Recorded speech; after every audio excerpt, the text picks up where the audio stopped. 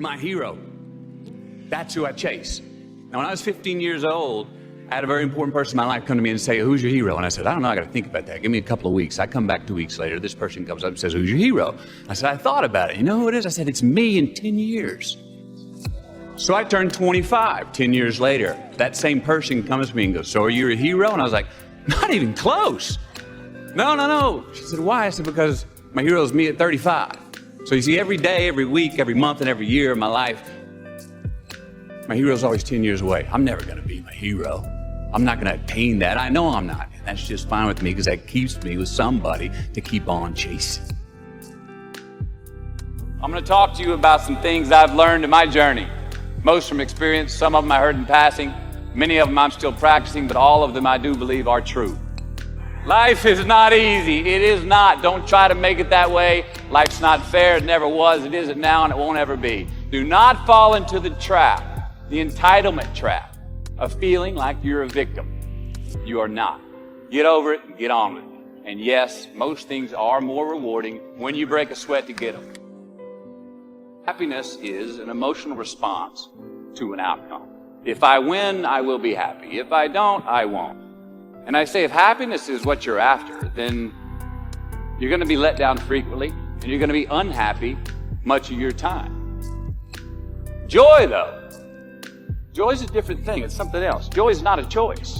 It's not a response to some result. It's a constant. Joy is the feeling that we have from doing what we are fashioned to do, no matter the outcome. Now, personally, as an actor, I started enjoying my work and literally being more happy. Define success for yourself. Now, check this out. I'm in south of New Orleans a few years ago, and I went to a voodoo shop.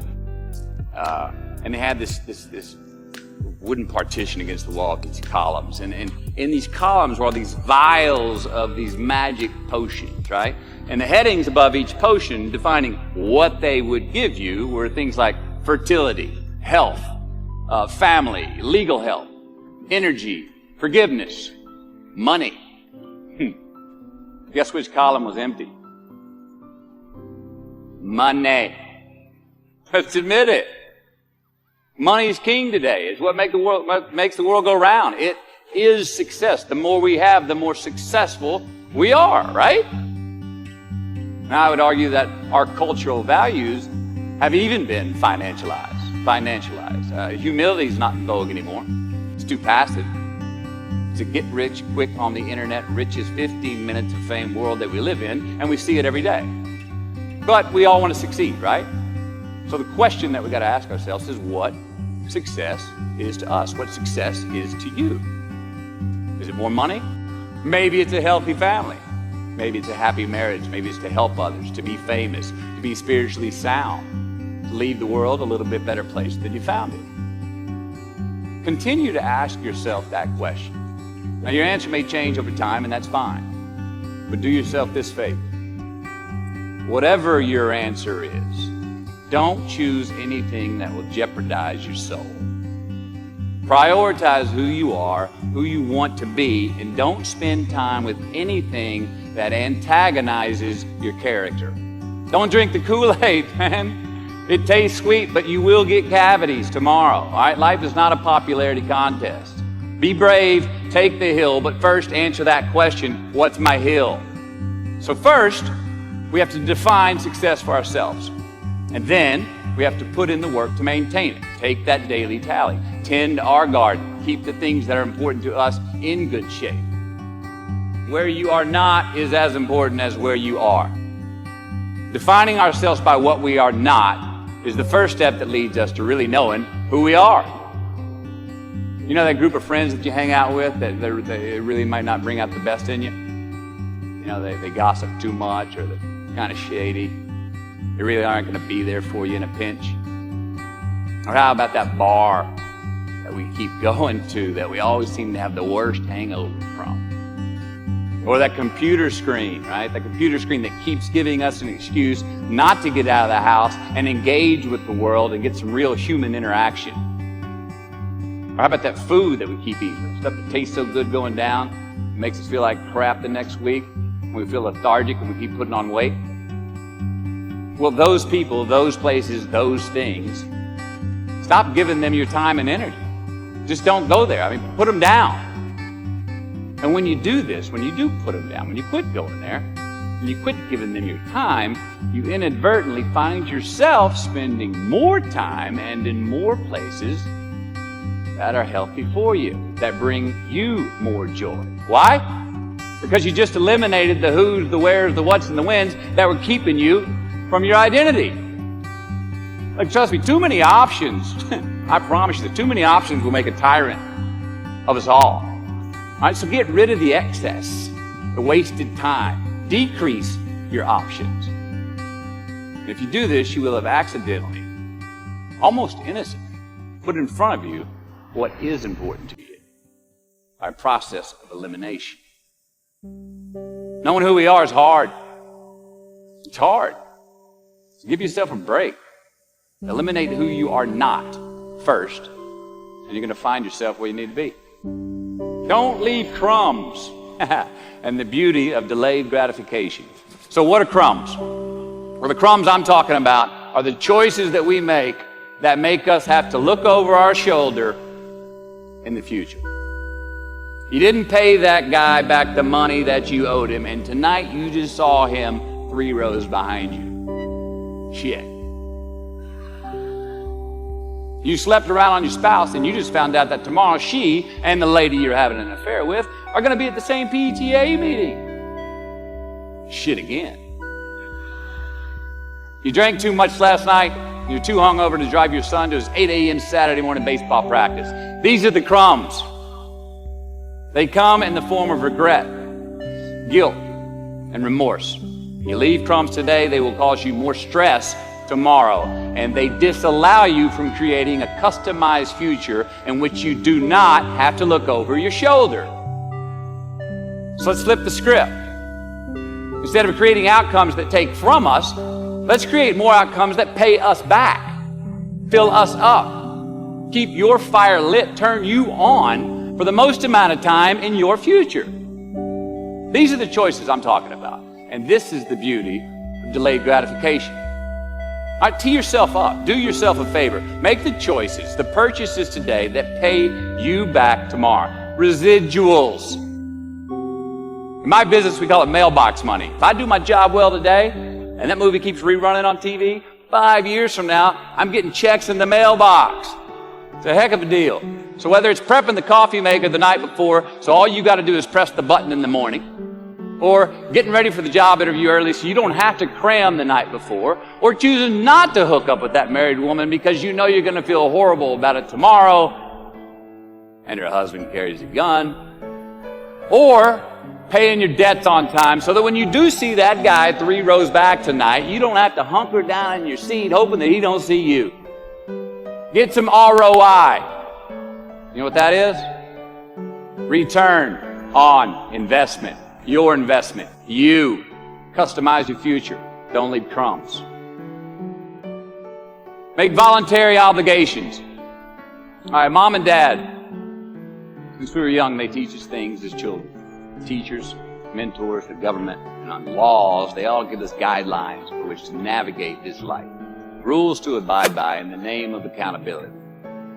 I'm not talking about those obligations. I'm talking about the ones that we make with ourselves, with our God, with our own consciousness. I'm talking about the you versus you obligations. We have to have them. Now again, these are not societal laws and expectations that we acknowledge and endow for anyone other than ourselves. These are faith-based obligations that we make on our own. These are not the lowered insurance rates for a good driving record. You will not be fined or put in jail if you do not gratify these obligations I speak of. No one else governs these but you. They are your secrets with yourself, your own private counsel, personal protocols. And while nobody throws you a party when you abide by them, no one's going to arrest you when you break them either, except yourself. Or some cops who got a disturbing the peace call at 2:30 in the morning because you were playing bongos in your birthday suit. Yeah, that was me. An honest man's pillow is his peace of mind. And when you lay down on that pillow at night, no matter who's in your bed, we all sleep alone. These are your personal Jiminy Crickets. And there are not enough cops in the entire world to police them. It's on you. It's on you. A roof is a man-made thing. This may cut a little close to the bone since the geography, but I think we all were there and we'll all remember where we were. But in January the 3rd, 1993, it was the NFL playoffs, and your Houston Oilers were playing the Buffalo Bills. The Oilers were up 28-3 at halftime, 35-3 early in the third. Frank Reich and the Bills come back to win 41-38 in overtime for one of the greatest comebacks in NFL history. Yeah, the Bills won, but they didn't really beat the Oilers. The Oilers lost that game. They beat themselves. Y'all remember that? Why? Why'd they beat themselves? Or how? Was it because at halftime they put a ceiling, a roof, a limit on their belief in themselves, aka prevent defense?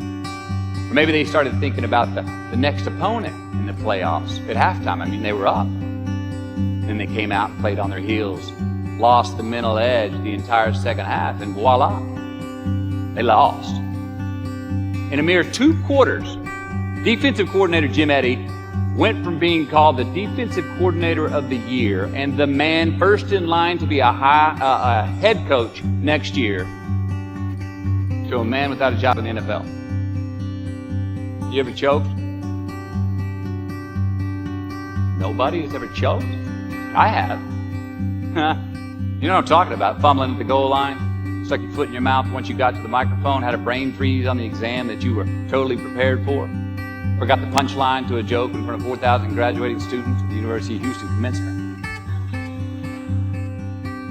Or maybe you've had that feeling of, oh my God, life just cannot get any better than this moment.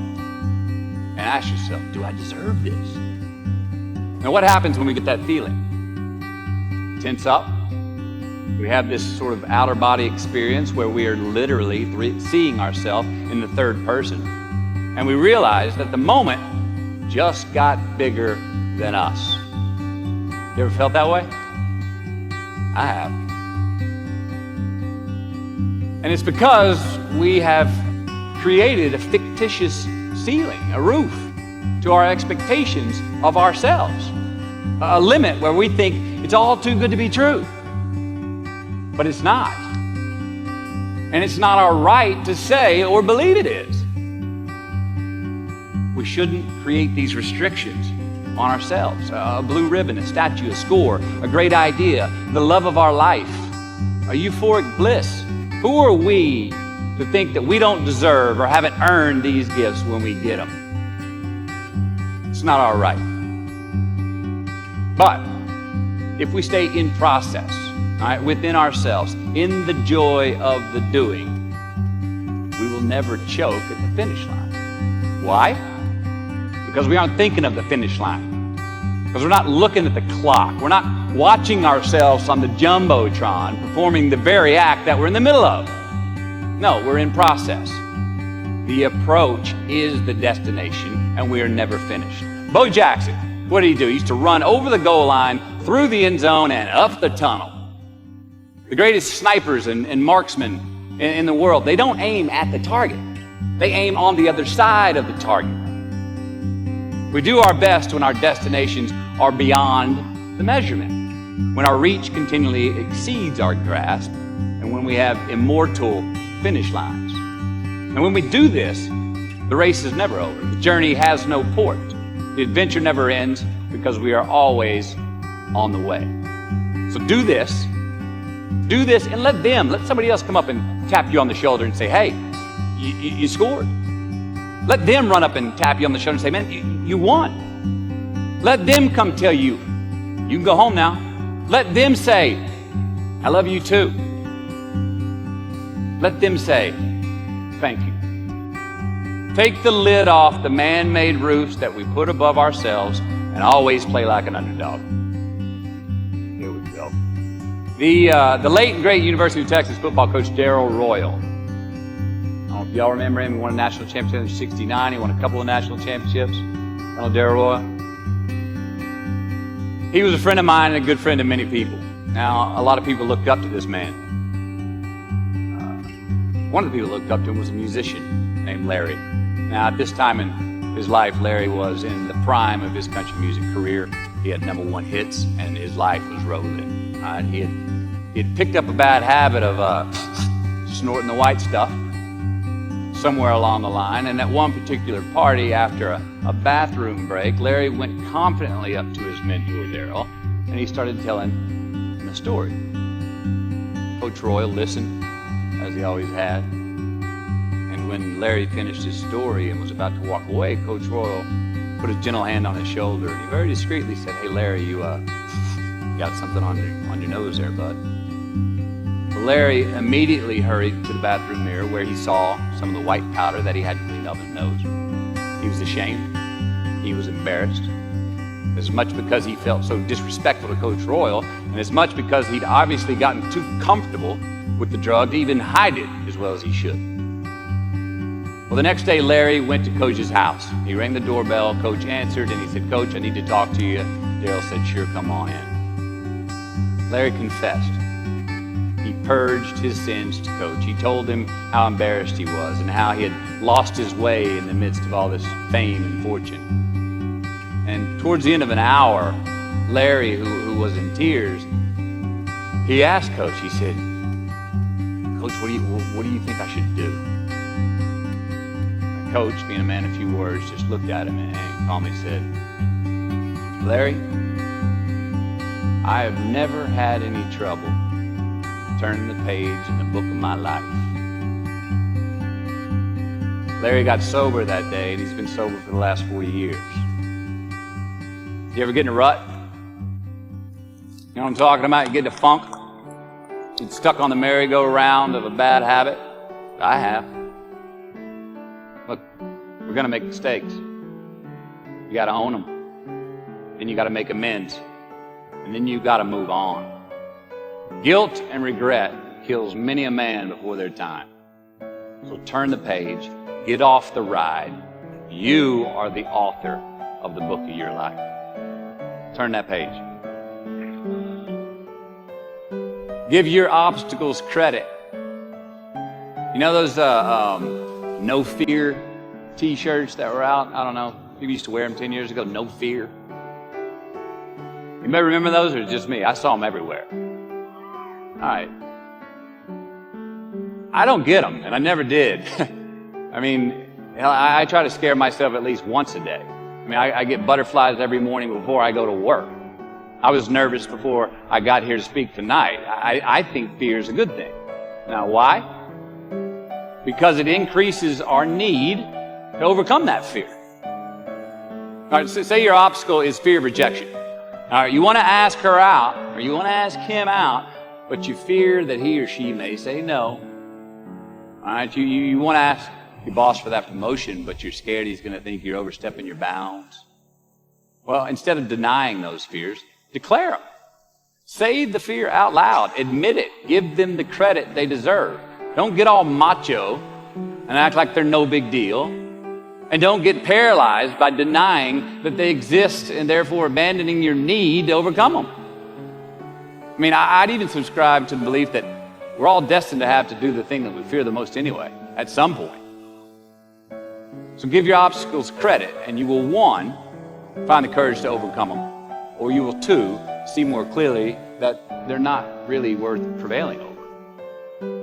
So be brave, have courage, and when you do, you get stronger, you get more aware, you get more respectful of yourself and that which you fear.